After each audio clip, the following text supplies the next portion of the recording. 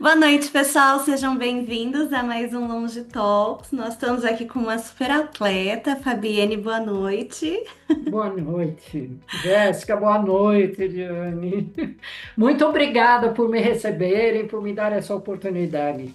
Não, boa noite. E a gente fica mais feliz, né, Jéssica? Porque a gente já tem a Fabienne aqui pela segunda vez. Isso é um... É para inspirar, gente. É para servir de inspiração para todos nós aqui, né? Fabi, bom, o pessoal já te conhece, já está aqui, né? Já te viu aqui conosco. Conta um pouquinho pra gente essas suas últimas jornadas, o que você tem feito sobre a competição, né? Então, assim, vamos abrir para o pessoal para vocês verem, gente, o quanto que as decisões elas são importantes, né? E quando a gente decide, tem objetivos e propósito, as coisas elas fluem. Então, Fabi, vou passar para ti a palavra. Bom, no primeiro tempo eu tinha nomeado esse desafio 70 em 7, porque era 70 quilômetros em 7 dias, 10 quilômetros por dia aos 70 anos. Então, 70 foi a convergência, o número que eu usei para definir, nomear esse desafio. E depois, muito respeitosamente, quis devolver às pessoas que inúmeras vezes, com um cunho um pouco assim mais, digamos, agressivo, nos trataram, porque não sou só eu, mas nos tratam por velhas, né? Ah, o que que essa velha está fazendo aqui? O que que essa velha nada mais? O que que essa velha não sei o quê? E eu resolvi pegar essa véia, né? E usar o duplo sentido véia nada. E daí surgiu o meu slogan véia nada, que hoje é uma marca, eu registrei, né? Porque eu achei muito boa e eu entrevejo nela muitas outras possibilidades, né? Bom, eu acho que o véia nada veio para romper o imaginário da perda, da fragilidade, do apagamento, que você sabe que depois de uma idade a gente é invisibilizado, né? O apagamento. E eu senti como diz o Rodrigo Rebouças, uma urgência em discutir através de uma atitude, não com palavras, mas através de uma atitude, o etarismo, né? No nicho dos esportes, porque, e sobretudo quando ele atravessa o corpo feminino, né? Essa é o ponto assim chave do negócio.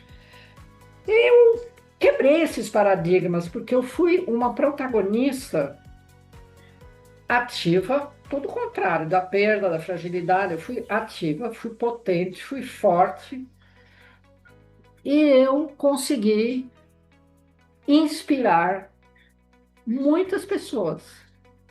Eu só vim a descobrir isso agora, né? Então, o meu ato não foi um ato heróico. Ele foi para mostrar que existe uma possibilidade real de você quebrar paradigmas através de atitudes, que depõem totalmente contra esse preconceito que é o etarismo, né? Qual foi o diálogo assim que essa minha atitude teve, né, comigo e de uma forma espontânea e também inconsciente, né, que eu tive que pensar e repensar?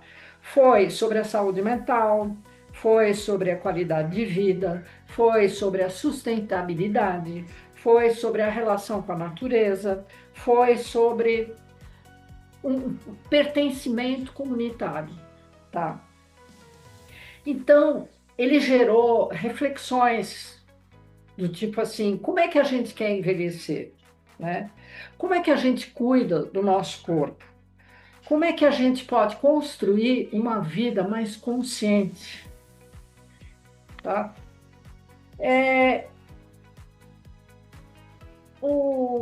eu quis questionar estigmas que são muito enraizados, sabe?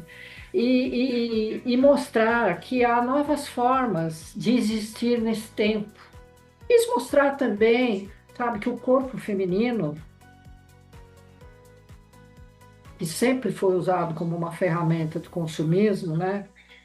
Ele quebrou esse paradigma, né?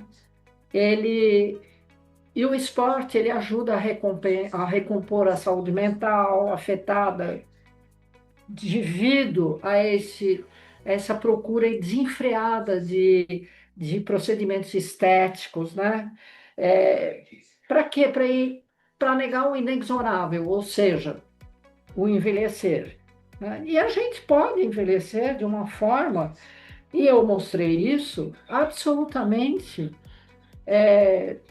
sadia, divertida, com amigos que são 30, 40, 50 anos mais jovens, então você pode praticar essa intergeracionalidade da qual a gente sempre fala, né? E isso foi realizado, né? Todos os dias eu nadei, sempre acompanhado por pessoas muito mais jovens do que eu, sabe? E isso para mim foi assim um ponto assim crucial na consciência da minha tomada de decisão, sabe? Foi Eu cheguei à conclusão que realmente a gente faz parte de um todo, né? Eu sempre falo daquele filme Avatar, né? Que mostra que a gente é um fio entrelaçado em bilhões de outros fios, né? E que não tem dissociação. Então, o velho, o novo, mais ou menos, média idade, todo mundo está entrelaçado, né? Como foi? Eu sei que você se preparou, eu acompanhei, a gente fez até Sim, algumas gravações, você se preparou muito para isso. sim. Mas como foi o desafio lá na hora de se perceber uma atleta master que eu acho, inclusive você já contou para a gente que você já teve outras experiências em nadar em mar, né? Mais jovem até, né? Se conta essa trajetória. E qual foi o sentimento e o desafio eu estou falando assim, bem interno, de não a preparação física, mas a preparação emocional, até para se desafiar que ali era um momento diferente. É uma excelente pergunta, Eliane, porque eu não sei se você sabe, mas a palavra emoção vem do latim emovere, ou seja, colocar em movimento. Veja só, né? O que você acha que tem de sobreposição entre o movimento físico e o movimento emocional? Tá, né? A emoção, ela é sentida, ela é experimentada, ela é vivida, mas o objetivo. Eu estudei um pouquinho sobre emoção e nós temos 4 emoções que são básicas: é a alegria, a tristeza, o medo e a raiva, tá?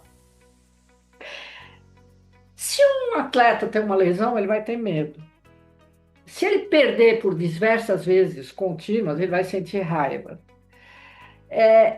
Essas emoções, elas são imediatas, sabe? E intensas, tá? E os desafios, como esse que eu fiz, eles podem gerar estresse, ansiedade, motivação, decepção, né? Podem gerar até euforia. Mas a grande vantagem de envelhecermos é que a gente faz com que essas emoções sejam sábias, sejam administráveis, entende? A gente pode determinar em um dado momento a capacidade de recuperação depois de uma derrota, ou, o que eu acho muito importante, continuar humilde mesmo depois de uma vitória. Coisa que os jovens, por não terem vivido, ou seja, por não terem emóvel, ter o movimento das emoções em continuidade, eles ainda não adquiriram isso, né? E eu diria que os treinadores também, eles têm um papel absolutamente crucial, no sentido de neutralizar os efeitos negativos, né? Através do apoio, do incentivo. Então, por exemplo, quando eu vivi naquele momento, no sexto dia que eu tive uma hipotermia muito séria, né? Quem que segurou minhas pontas? Foi a minha amiga que estava nadando comigo, que é muito mais jovem do que eu, 20 anos, ou se não, não, até mais, quase 25 anos mais jovem do que eu, e a treinadora que estava a bordo, né? Elas foram cruciais para fazer com que eu me recompusesse, não só fisicamente, porém emocionalmente, porque eu tive medo, né? Então, você ter consciência dessas emoções, cultivar essas emoções, a gente consegue, eu diria, aumentar a resiliência. E aumentando a resiliência, você aumenta a capacidade de superação, tá? As emoções que eu senti lá, eu não me ative muito a elas, porque elas estavam domadas, né? Treinadas também, né? Vividas, experienciadas, você entende? Eu não me preocupei com elas, não foram motivo nem de preocupação, nem de angústia, de ansiedade. O meu foco era nadar para mostrar o que eu falei no início, quebrar paradigmas, sabe? Mostrar que nós somos capazes, mostrar que o etarismo é um preconceito absurdamente ridículo, né? Porque quando você fala, olha, para pensar, quando as pessoas falam assim, mas ele é jovem, então ele é um atleta de alta performance. Se você parar para pensar nisso, é absolutamente um preconceito de etarismo isso. Por que o jovem, só o jovem, tem alta performance? Nós temos pessoas de 40, 50, 60, 70 anos que têm altíssima performance dentro, porque tudo tem que ser inserido dentro de um contexto, dentro da faixa etária dele, da capacidade dele, em relação aos que os outros jamais fizeram ou não conseguem fazer. Eles também têm alta performance. Então, eu acredito que até mesmo essas palavras alta performance devam mudar, ser contextualizado, ser ressignificado, sabe? Esse foi também um dos meus motivos que me levou a ter essa atitude do velho nada. Quando a gente conversa com vários idosos, muitos, é muito comum escutar assim, mas isso não é mais para mim, né? Não faz parte, não é a minha idade não permite. E, gente, permite, né? Desde que exista preparo, acho que esse ousar, ele é muito importante. Não estou falando que todo mundo tem que fazer 70 quilômetros, né? Mas, né, gente, não é assim também, Mas nem mar a aberto, mas ousadia, Jéssica, a ousadia, ela deve ser do tamanho da tua exa- capacidade. exatamente, é isso E isso te mesmo. leva ao autoconhecimento. É Você isso percebe que é mesmo. uma coisa que leva a outra, É, são ondas, né? Que vão. exatamente. Eu tenho essa visão muito clara, né? E eu acho que são coisas que as pessoas não discutem, não falam. Talvez por desconhecimento, talvez por uma coisa tá tão enraizada, É, como eu falei, é. que ela não consegue arrancar um galho disso, sabe? E começar a arrancar as coisas e se despir disso aí.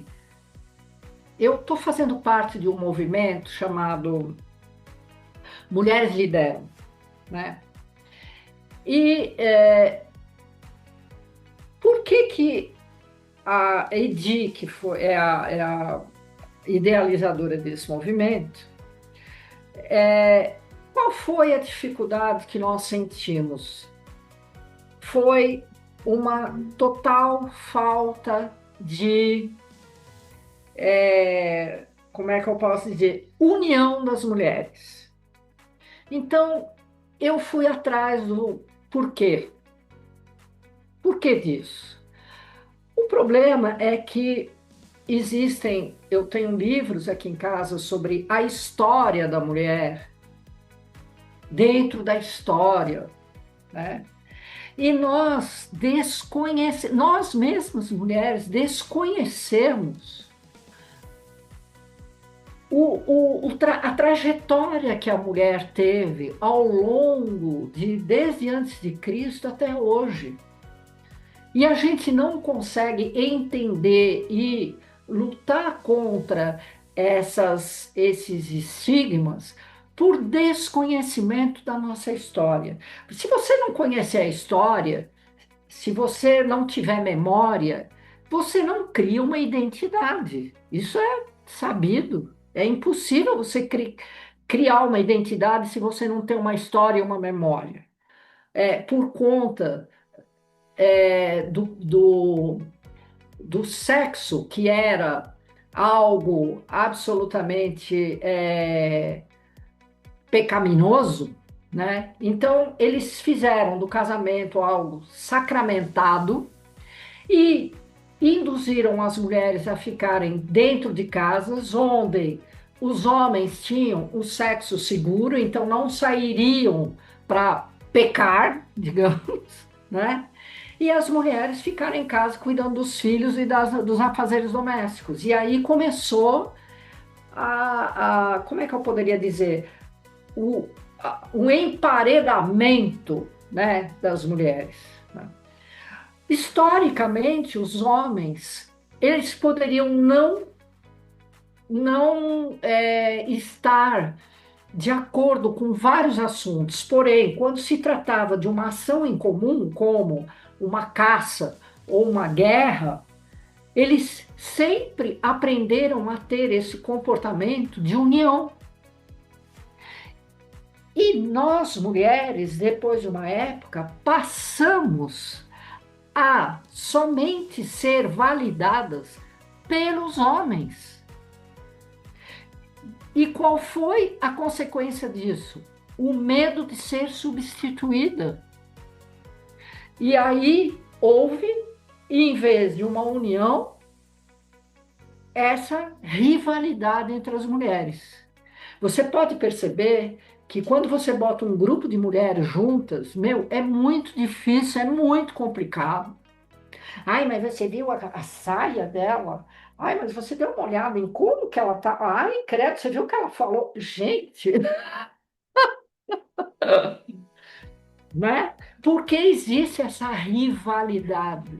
E é por isso que eu insisto, enquanto as mulheres não souberem a história delas, elas nunca vão conseguir quebrar essas correntes, sabe?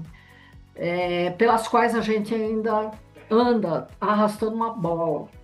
E a mulherada é tão potente, né? Eu vou até agora citar aqui. A Fabi não para, gente. Não é só nadar, né? Agora conta pra gente, Fabi, do seu livro também. Então, unam-se, mulheres, né? Eu acho que a gente já tem alguns movimentos a favor dessa união, né? O que é muito importante pra gente somar. Não é pra fazer uma guerra entre sexos, né? Mas é tipo apenas pra gente se validar enquanto, né, ser humano, Andar lado a enquanto. lado, andar lado a Exatamente, lado. exatamente. Não é para ninguém Né? medir forças. Eu não É, acredito em exatamente. medir forças. Eu acredito em É, parceria. sabe, Jéssica, é, existe uma bolha no esporte, um teto de vidro que a gente não consegue quebrar, nós mulheres. E tanto é que eu agora estou com um movimento, já faz um ano, incitando as mulheres a elas realizarem eventos só para mulheres. Porque a gente vai dar o contorno, entendeu? E o meu grande sonho de consumo é fazer institutos ou algo assim, em que a gente ensine, por exemplo, as mulheres e as meninas na praia a nadar, a remar, a consertar a motora, a dar nó, a ser capitã do barco, a ter um arraiz amador. Isso envolve conhecimentos que podem levar a profissões ligadas ao esporte, sabe? O, Se eu, Fabienne, eu tenho um outro desafio agora para o ano que vem, né? E ele é grande. Mas treinador, homem, organizador de evento, homem. Você tem que falar com a capitania dos portos, homem. Você tem que alugar equipamento náutico de tudo quanto é maneira, homem. Meu, é cansativo. Sabe? Você fala assim, poxa, mas cadê a mulherada? Onde estão as mulheres? Né? Nesse contexto todo. Cadê? Né? E a gente continua sendo diminuída nesse meio. Antes, quando vai sair o livro? Quando vai sair o É, livro, Fabi? Ai, olha, o meu livro. Eu não sei se vocês viram o que eu postei lá no Instagram, mas o livro ele não é uma prova de sprint, né? Um livro é uma maratona e olhe lá, eu acho que é uma ultramaratona, né? Em que exige um trabalho, exatamente o mesmo trabalho que um atleta tem, né? Então, eu estou na fase da construção desse livro, onde eu quero trazer todos esses elementos expostos aqui hoje, de uma maneira muito leve, porque eu vivi essa intergeracionalidade quando eu era menina, eu vivi um mundo onde não havia machismo, até por conta que eram amigos do meu pai, né? Então eu fazia parte do grupo e não havia distinção de gênero nisso. Só fui descobrir isso quando eu saí desse mundo familiar e fui para o mundo esportivo, como dizia Machado de Assis, alhures em outros lugares, né? Tudo isso eu quero repertoriar dentro do livro através de histórias minhas do passado, volta para o presente, imagina algo no futuro e volta algo que seja envolvente, que a pessoa não queira largar o livro no meio do... E lógico que isso exige que eu coloque todas as minhas emoções à flor da pele, né? Que eu tenha a capacidade de envolver as pessoas, os meus sentimentos, enfim. E eu só espero ter o tempo necessário, né? Porque você sabe que quando a gente envelhece, o nosso horizonte também, né, diminui muito. Então, eu sempre tenho essa preocupação de ter o tempo hábil de chegar no meu propósito final, né? Que é esse meu livro agora. Olha, eu diria para as pessoas o seguinte: a nossa felicidade depende das nossas atitudes. E as nossas atitudes podem ser cultivadas diariamente. Passe o recado.